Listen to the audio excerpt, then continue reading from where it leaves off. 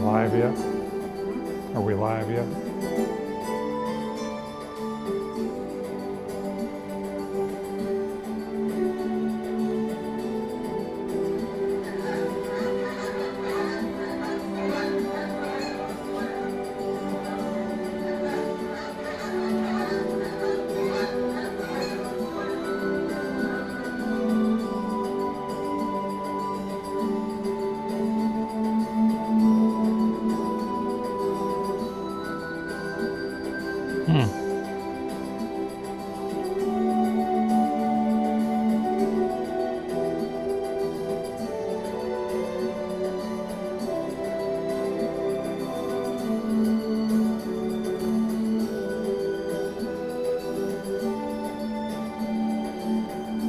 I don't see it in the Creating in Cahoots feed.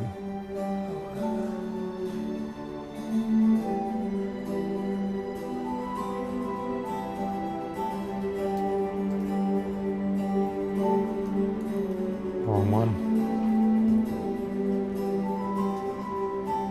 There we go. Cool.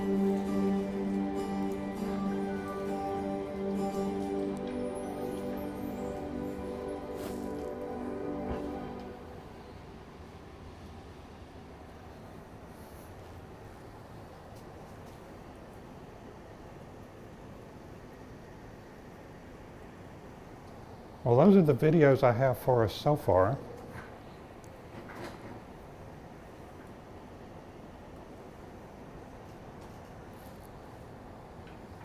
Yay. All right. Let me just make sure that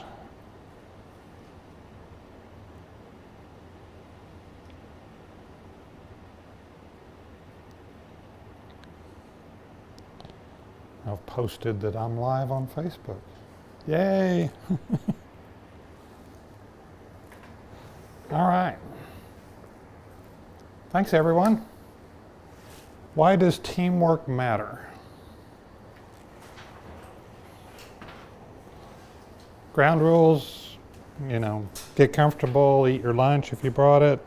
If you'd like a copy of the presentation, put it in the bowl on the table. Move around if you need to. Let's make it interactive. For the slides, I've got the intro credits in there. So, why does teamwork matter?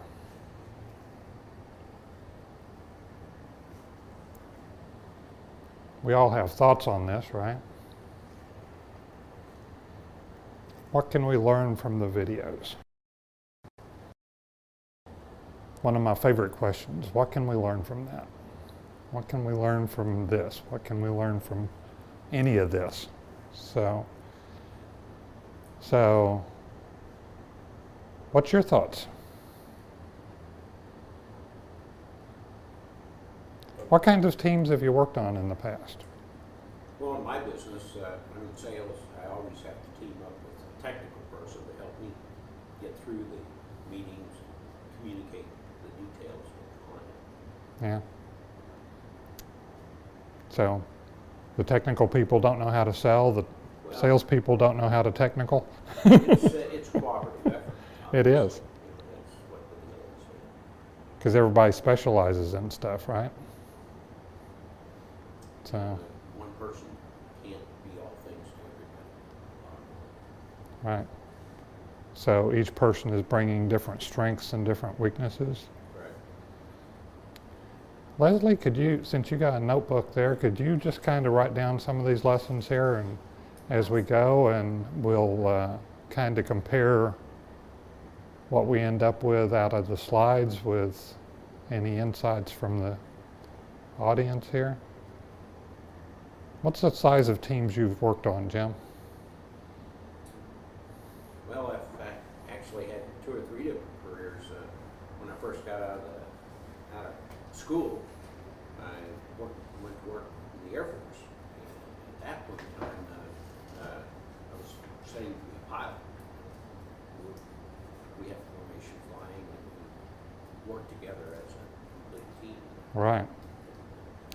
That was very critical because pretty much your life depended upon everybody. just like the Blue Angels here.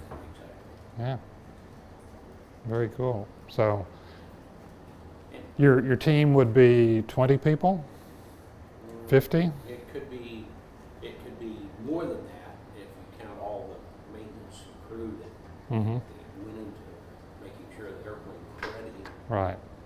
properly. I think that was one of the value points that you brought up in the video of that Apollo 13. Mm-hmm. There were probably thousands of Right. engineers involved in that process. 3 people in the spacecraft, but thousands on the ground, Right. and probably hundreds of thousands that had touched or built or done whatever on it. So, So there's a lot of people that touch the final product. yeah. Event. And you said you'd worked on you'd been in a soccer team. That's correct. And so, how many people are on a soccer team? How many people are on the field on a soccer team? Well, there 11 people at a time. 11 people at a time. But at the time, I was in the romance league, so they gave us free rights to free substitution rights. So any dead ball, meaning that if you were too tired, you could raise your hand and get somebody else to come in. So we had about 20 guys, Yeah. 18 that would show up on Right. a regular basis. And we'd rotate out frequently so we could survive the hour and a half worth of running. Yeah. Of course, football teams, 11 people are on the field, but there's, what, 45? Or have they changed the rules again on me? Plus coaches, plus whatever. 53, is it? Yeah. Okay. Yeah. So, Bill, what kinds of size teams have you been on? All sizes, actually. So it's in my Big to small? In my banking career, it was may have been teams of just 2, where we functioned to produce daily deliverables. I also was on project teams for specific purposes that were 10, 20 people. Mm-hmm. And of course, athletic teams. Right. Was younger and more nimble. But it also gives you a great synergy of effort, so that you can be a specialist, people can be specialists, and be more performance, deliver more performance to that specialty than one person trying to do. Right. So what kinds of lessons can we learn from teams in general, maybe from the videos?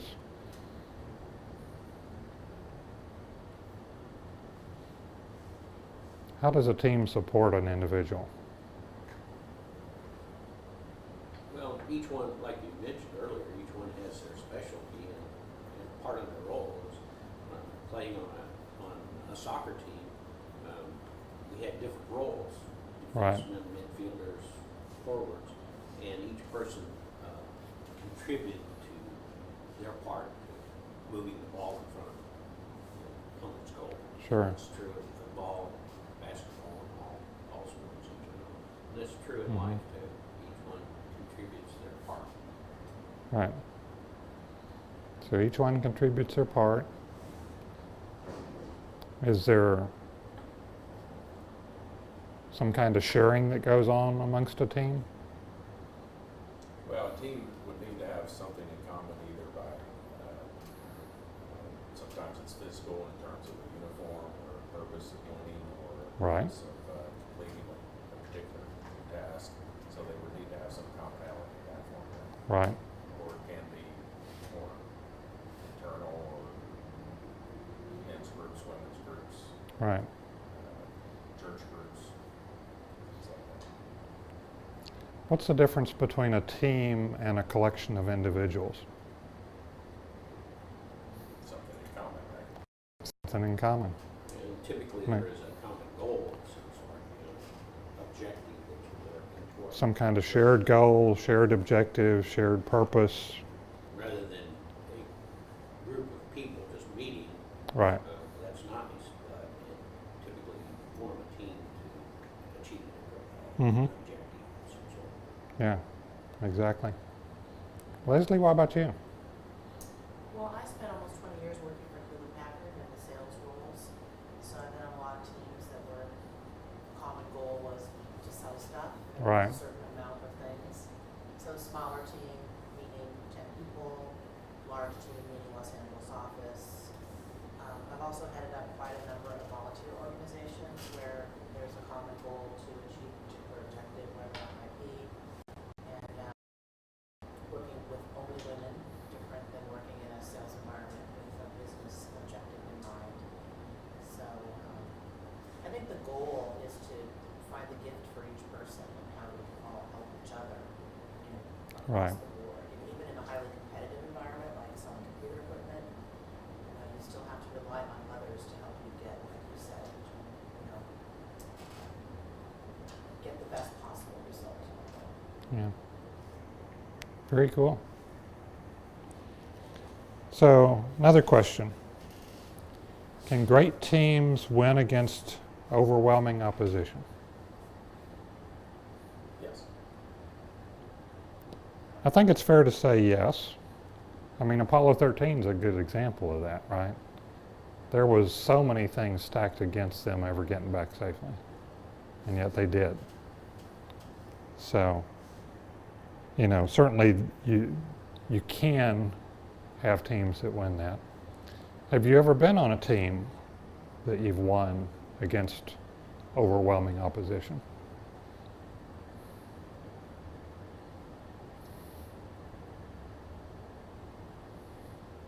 Bill, you're nodding.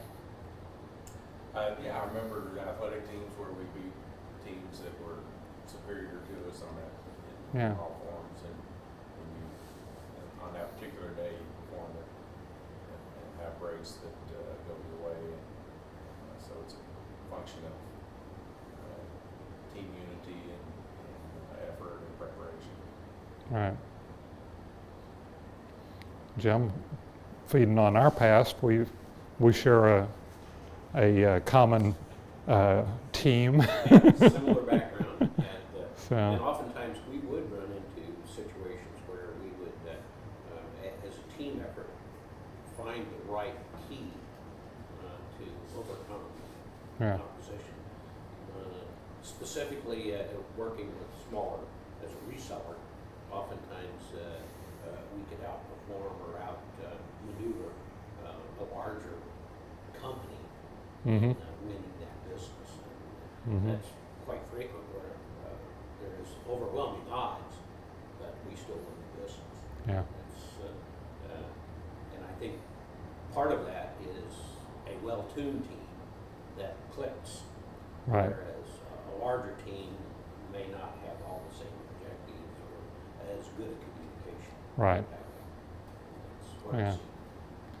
Maybe even something about shared vision or something like that. That's true. Yeah. Exactly. So, very cool. Well, and I'll just put a little teaser here that I do talk about a overwhelming opposition. I call it my Goliath story. So I'm going to save that for a little bit further into the presentation, but just to give you a little something to look forward to. So let's go into the reasons that I found about teams, about why teamwork matters. And so teamwork gives people a sense of belonging. We kind of talked about that. Maybe having, buying into a shared goal, a shared purpose, shared vision. Teamwork maximizes strengths and reduces weaknesses. There's specialists, there's technical people, and there's salespeople, or there's different roles on a soccer team or whatever. Just in general, teams by their very nature bring more people around, right? And so more people provides more energy, more time, more resources, more ideas. Teamwork increases accountability, and this is at all levels.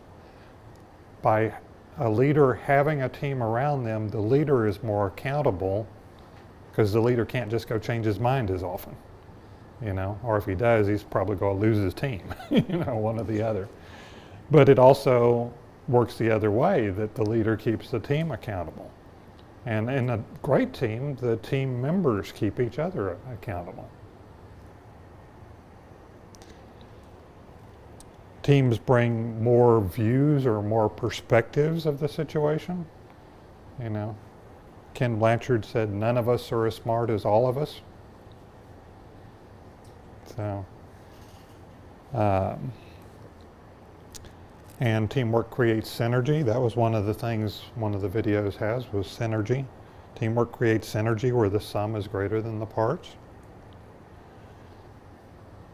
And one of my favorite, teamwork helps people grow and develop. It gives them a safe learning experience where they can go and try out things. And maybe mistakes aren't as critical that way. You know, you make a mistake, there's somebody on the team that can point it out to you quickly and you can recover fast. Those types of things.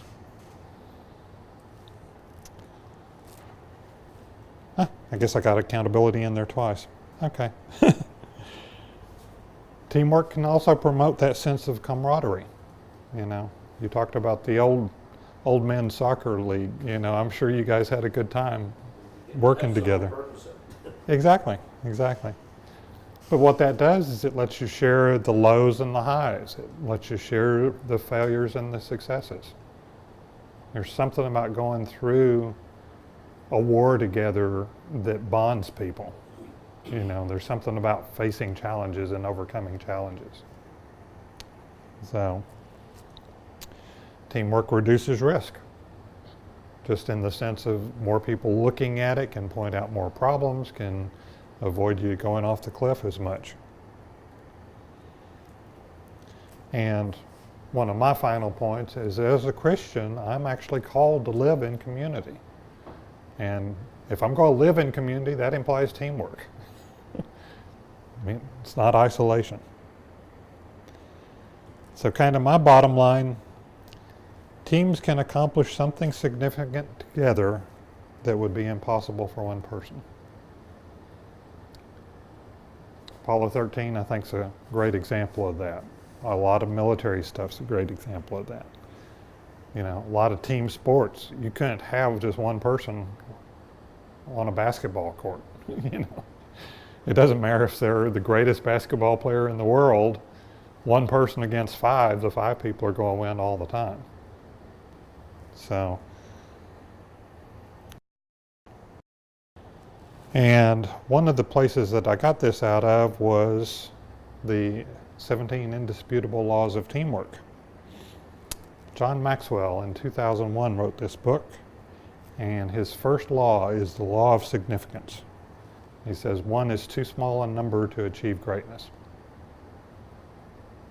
So, I think a lot of it depends on what kind of dream, what kind of goal, what kind of purpose are you trying to get to? Where's your vision? Where's your purpose? Where are you trying to go? And if where you're trying to go is too big for you by yourself, you got to find a team. Got to build a team. So, any thoughts about any of that so far?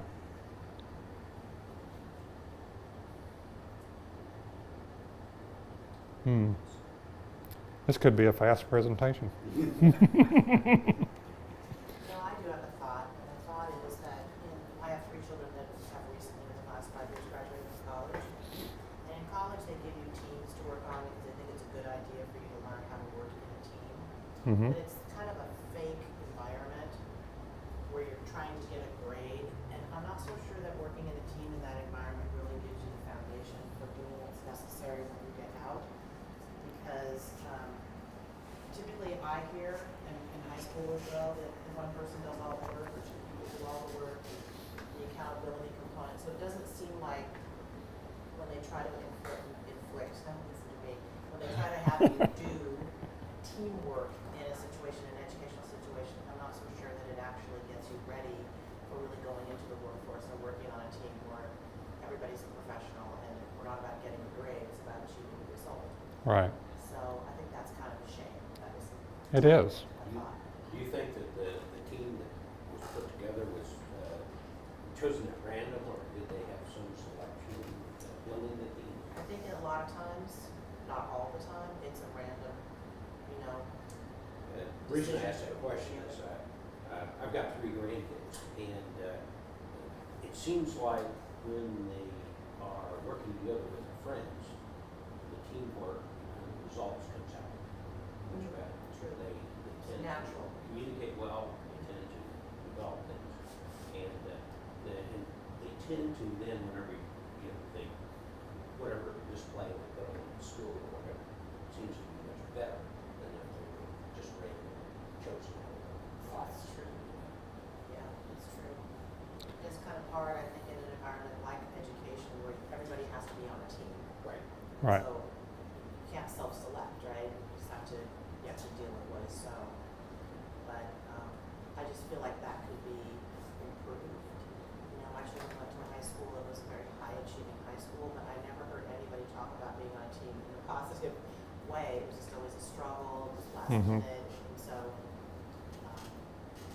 Yeah, probably most of the teamwork training that happens in school happens on sports teams. You know, some kind of athletic team or some kind of other kind of team. Or other groups like band. Or other groups like band. Yeah. Where you learn to work in a group, but I'm thinking this sort of discussion about why do we even care about teamwork? Right. Why does it matter would be a good foundation before you just put people on teams and say, this is a good idea because you'll be able to do it or not. Yeah. Anyway. No, I agree. Well, I think it does point out that teams aren't always conditioned well for a particular maybe task or purpose, so that, a lot of times you do prefer to have, whereas a team is a cooperative thrust forward, sometimes having more of a competitive individual cause or a more global purpose is maybe like in sales teams. Right. Be more appropriate depending on what your task or purpose is. So it's Yeah, it's tough in a situation like that because even though they've got a shared purpose, which is to get a grade, they probably don't all have the same level of motivation. They don't have the same level of working togetherness. Some people are very much solo workers. Some people are very much collaborative workers. Some people, have more of a detail streak to them. Some people have more of a talkative streak to them, all that sort of stuff. So, and one of the things I've noticed in a lot of cases is that the people that have more leadership capabilities sometimes are not encouraged to show that. Sometimes they're as isolated as what Nick, the guy with no arms and legs, is, because they're different. Oh, you need to be the same. Oh, you don't need to take command of this. Oh, you don't need to be doing all these things. I think of my goddaughter that has an amazing leadership streak, an amazing gift of bringing people around her. And, she did great in high school, but the high school was 19 people in her graduating class too. So, small town Iowa, right? But, she got off to college and she was running into some of those inherent biases of, oh, you're too strong a woman, you got to soften up a little bit, or things like that, Boss. Yeah.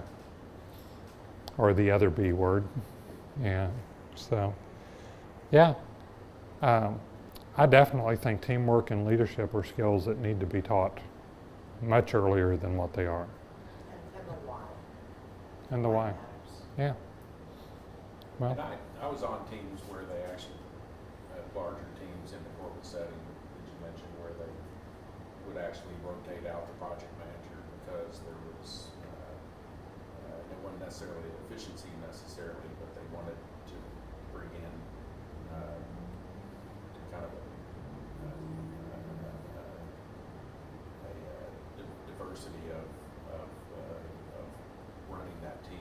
Mhm. managing that team, whether it's so that you know kind of the tag team type attitude. They've gone in, they've done the battle, fought the fight. Well, I'm gonna tag out and spring in up and let them go for a while, particularly where there's a high demand on the team to produce. Was that it's kind too? of like the lead goose gets tired and goes Right. back and brings another one in. Yeah. So That's what I was going to ask. Was it to just rotate people and keep them fresh? Was it more to give the team a different perspective or a different style of leadership? Or was it to, those kinds of questions is what that brings up for me. yeah, So- and it is kind of interesting. I didn't really think about it until we were just talking about it, but I do recall that those would occur in those project teams where, it could be any number of things. Sometimes there are missteps by the project manager or leadership. Mhm. They do need to kind of create affect something so it brings the team kind of back, Right. back online again, and if things are starting to get scattered. So but ultimately the idea is that it's not, because it's a project team, you're not really emotion, you're just Sure. allocating more or less time to that person, and somebody else will have a little bit more Yeah. like the lead goose ideas. Well, and I've seen it happen before too, that, a team that's been working through a really tough problem and they get to a different place with a client or a different set or whatever, so that they're in kind of a different area. Maybe the client's been going through a great big upgrade project or something like that. And that's done now. And so now it's a little bit different weather, so to speak, different setting, different focus. And so they'll bring in a new team lead that's more around keeping the status quo going rather than trying to get through a project or something like that. So, Yeah, good point. Yeah, very Yeah. good point. Yeah, So- somebody's more attuned to the current effort. yeah. So Leslie, out of all the things you wrote down, did we hit most of them on the slides here? Anything that we missed or anything like that? Cool. So, All right. So let's consider another aspect of teamwork, which I've already kind of prepped you for, which is the overcoming opposition. And guess what? I have another video for you. If I can get over there.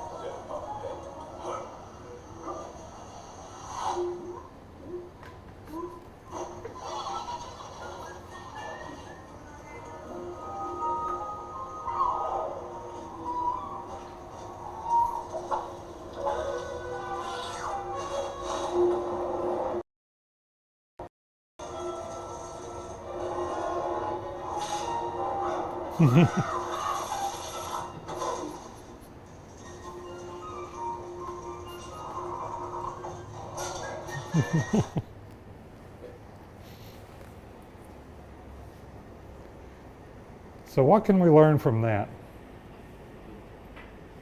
Somebody's got your back. better have a plan. Have a plan, got your back, Together. work together, Know your role. know your role.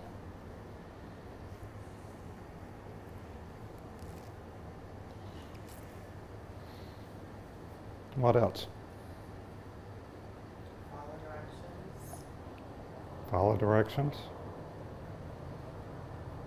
Bigger or better is not always better.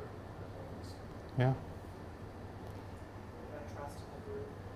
Isn't that kind of like what I was saying about the basketball? You know, one great player or one shark or one seagull or one anteater can't overcome a team that's working together. So, yeah. So, I did a lot of research on this when I was pulling it together, probably more than what anybody really ought to, but it's just interesting to me the number of what's called Cinderella teams or underdog teams or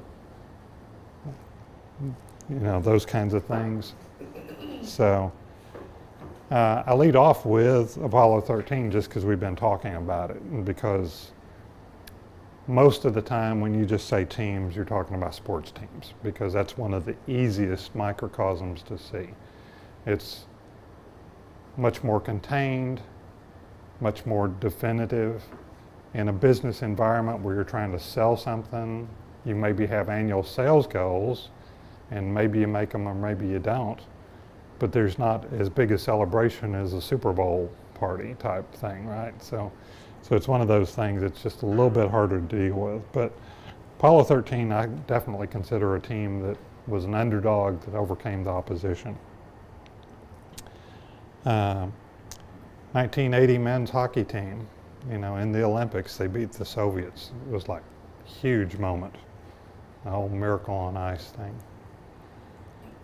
All right, so in the NFL, the 1968 New York Jets was the first AFL team to even have a sniff, and they came in as like 30-point underdogs, and they won.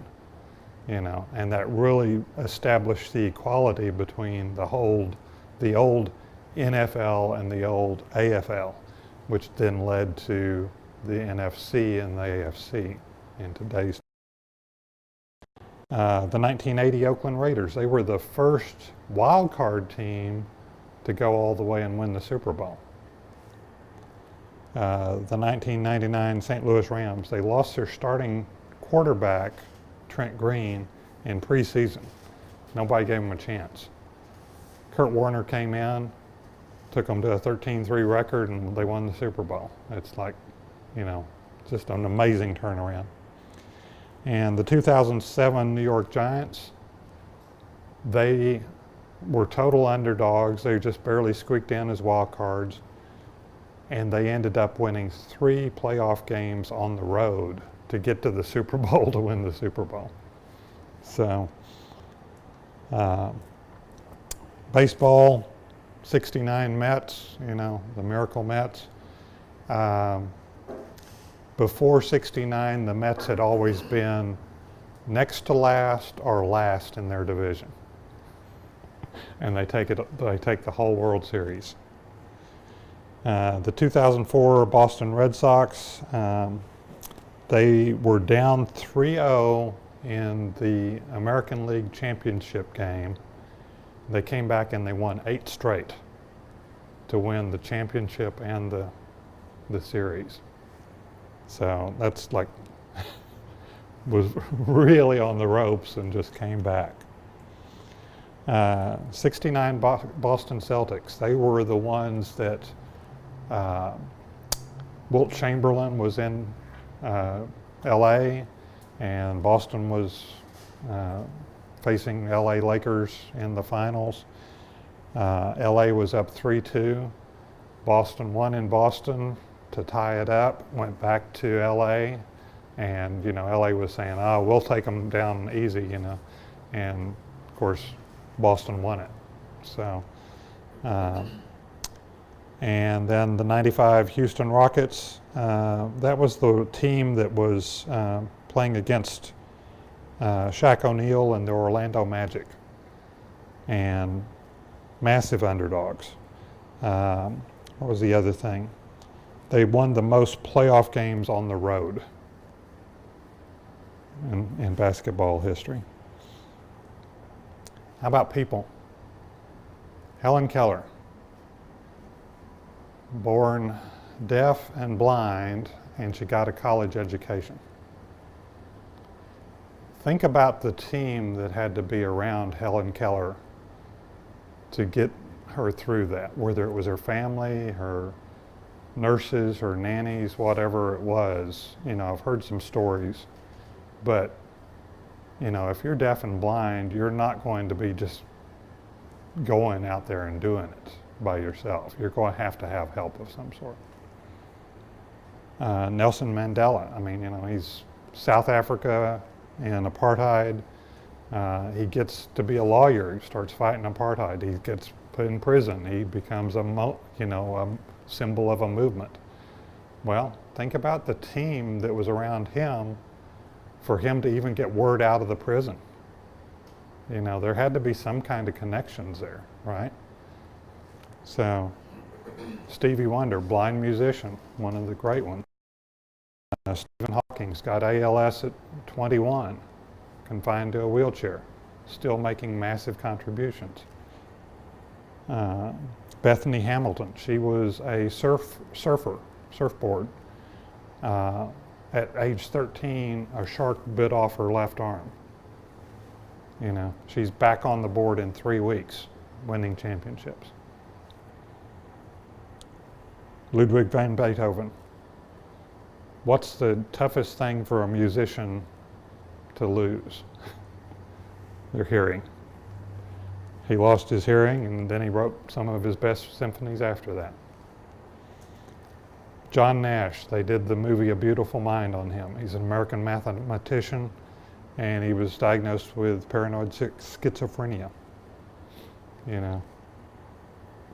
J.K. Rowling, you know, she's a single mother on benefits in Europe. She writes Harry Potter. Vincent van Gogh, great painter, sold one painting while he was alive, in and out of mental hospitals. Albert Einstein didn't speak until he was 3, or 4, depending on which version you read. John Milton, he wrote Paradise Lost. He wrote Paradise Lost after he lost his sight, after he went blind. Lord Nelson, he lost an arm and an eye in battle and was still winning victories for the British Navy up until he was actually killed in battle. Franklin Roosevelt had polio. And our little friend Nick, that's underlined because I got another video for you. So, any questions about any of those? You start looking though, and you admire each one of these people as individual people. And yes, they're great. But think about the team that spoke into their lives. Think about the people that encouraged them. Think about the people that supported them. Think about the people that do that today.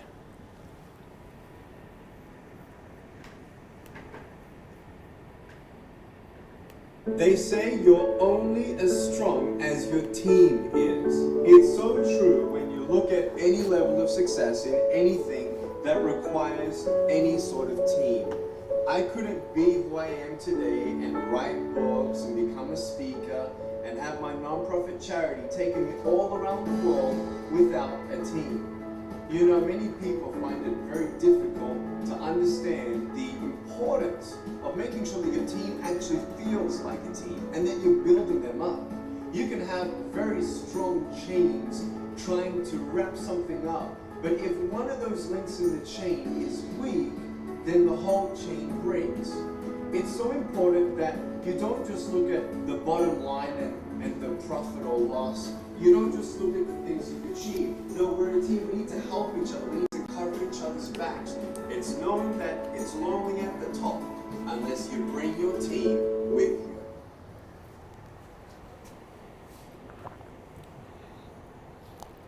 So there you are. He's talking about team right there. One more big example, the military side of things. when you're in school, Whoops. when you're growing up in life, Excuse me. Stop.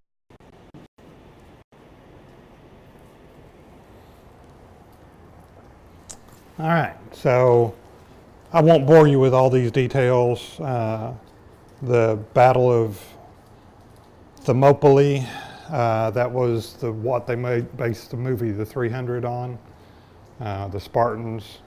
The Greeks were like 7,000 against the Persians that had like 100 to 150,000. Okay, but they were defending a pass. They had the objective to keep them out. They didn't quite succeed because they got sold out and some people brought them, showed them a shortcut or whatever, and so they ended up reducing that 7,000 down to 1,000 who sacrificed their lives and delayed stuff. You can look up all these battles out there. Of course, the Alamo, being in Texas, we got to talk about that, right? I mean, they didn't win their battle, but they enabled the war to be won by delaying Santa Anna enough that the rest of Texas could make a stand. So let me get to my facing Goliath moment. This goes back about a decade, August 5 to May 06. I was working for a consulting organization. I was the only database administrator at that organization. And we had an opportunity to go into a client in Houston and do a database assessment. It's basically like an evaluation saying, this is what's good, this is what's bad, okay? And it's very factual, it's very cut and dried. If you can get the data, which is the biggest part of the problem, you can make the evaluation. Is this working, is it not working? The results were bad for the incumbent because things weren't working. The incumbent wasn't taking care of the duties that the incumbent should have been taking care of. The results were good for us because we got put in a nice light or whatever. And so finished that up in May of 06, said so long, thought it was over. I really didn't see any future for us at this client, okay? Because basically the client was outside of our comfort zone. I'll just put it that way. And so, plus the incumbent company was a large company, probably 10 or 50 times the size of our company. They were already doing work in other areas other than database. They had a whole lot more resources. But in June, the client comes to me and says, would you be interested in just taking over the database support here? And it's like, sure. And so, we basically turned out we had about 6 weeks before we took over. And we had to go from a team of 1 DBA, basically me, to a team of 6 or more. Okay, replacing a team of 10 that the incumbent had. Okay, my boss worked a great deal with both the client and with the incumbent to do a transition plan that worked out really well. Okay, the extended team in our company really pulled together. We got a great team lead hired that could be on site and live in Houston. We got the other team members in place, okay? Some of those team members we actually got from the incumbent because the incumbent had hired them as contractors rather than full-time employees. And so we had some shifting and whatever. But that didn't solve the whole problem.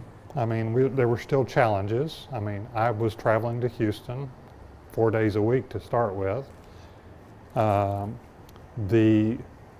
just put the client maturity level. Jim knows what I mean by this. The client was not at the point, they were too big for what they'd grown into, and they didn't have the processes and procedures in place to handle things, okay? So they didn't have a really effective change control, for example, and people were just going in and putting changes into the database.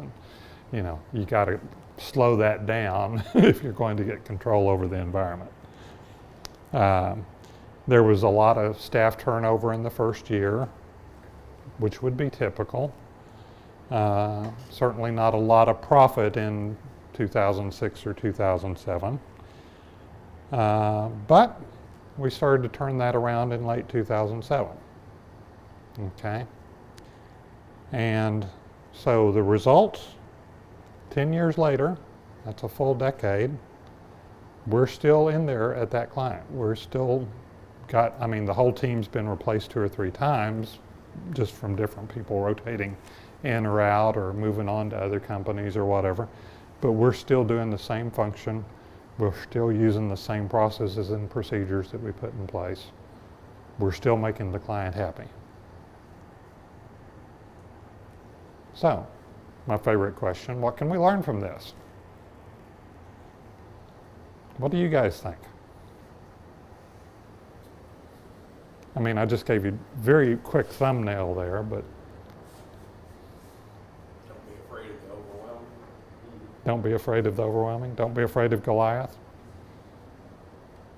What do you think the key was, in my mind, for tackling this? I think honesty Honesty. and transparency. Honesty, transparency. Those are certainly valuable in this point. That was actually what got us the right to even approach it. The honesty and transparency that we used in the database assessment really won the client over to even give us the shot. Okay. But think about the penguins and the ants and the crab. How did they win against overwhelming opposition? Stuck together. They stuck together. How do you stick together when you're a team of one? It's easy. Well, well, yeah, it's easy to stick, but it's not so easy to win at that point. So, yeah. So, you know, in my mind, it was all about the teamwork. It was the teamwork that helped us get the people on site and, you know, go forward. It was, you know, database assessment, getting the team together, because I couldn't do it all by myself. And so we had to get a team of contractors to do that. Then, you know, planting the seed through the honesty and transparency, getting the actual database services. My boss did a great job of doing the negotiations to get us even to the table on that. Getting the team in place down there. And then, you know, and I'd say I was a role in all of that. I'm not going to say that I was the key role. I probably became more of the key role in these last 2 of building the team so that they focused on the right things and keeping the team spirit alive over the years. So those are the parts that I feel I probably took a little bit more of the lead role in it. But anyway, any thoughts about that? Well, I'm sure that you experienced turnover at the plant, and one of the things that's frequently required is to resell and reconvince them the Mm-hmm. value that you bring to them. Yeah. And I know that I'm familiar with this particular project, so I know that was something that you had to do it more than once. More than once. Yep. It's almost continual. Exactly. Yeah. It's tough when you sell to one client and then somebody replaces that person at the client and you got to resell again. That's So exactly right. it So is. that was the reason I bring that up, because Yeah. I know that that's what you went through, and I've experienced that over the years. Mm-hmm. You have to do that. You do have to do it. So, to wrap up the whole presentation, what's the last question? Yes. Hopefully everybody says yes, and hopefully you have a new appreciation for the power of teamwork. So, any questions, thoughts, Observations. What did you learn from today?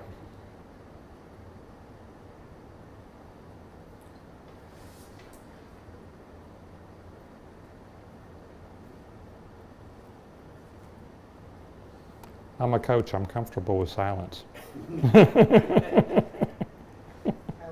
the Alamo, we didn't win the Alamo. I didn't know anything about the Alamo. Was that right? Oh, Leslie. I'm not from Texas, so. Not from Texas. Sorry. We'll have to give you I a. learned that they played a pivotal role in winning, but individually they lost. You haven't seen the drawing the line in the sand and the Davy Crockett and Yeah, Davy Crockett came in to help bolster Clearly, I need to do a little Googling after this presentation. obviously, yeah. If you're going to be in Texas, you got to know about the Alamo. I know, remember the Alamo. Remember the Alamo, that is. I never forgot it. Now you just remember that we didn't win. That's a, Didn't win that's a but, stretch for a right? Cinderella story, but okay, I can go with that. Sacrificing the individual. I had to have a Texas reference in there someplace, other than Houston.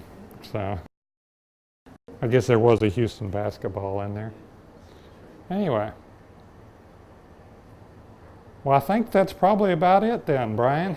You want to stop the live stream here? Tell everybody either here or on the video where they can learn more about you and what your services are. Oh, commercial. I hate commercials. Yep, you can find out all about me at coachdale.com, and you can email me at dale@coachdale.com, and I'll be happy to email you a copy of the presentation. You can find out more about Creating in Cahoots, this wonderful facility that's allowing me to do these lunch and learns at, what is it, Creating in Cahoots? CreatingInCahoots.com. CreatingInCahoots.com. So, yeah, love to have everybody join us. We'll be live again in 2 weeks, 2 weeks, yep. October 26th. 26 or 28, one of those two.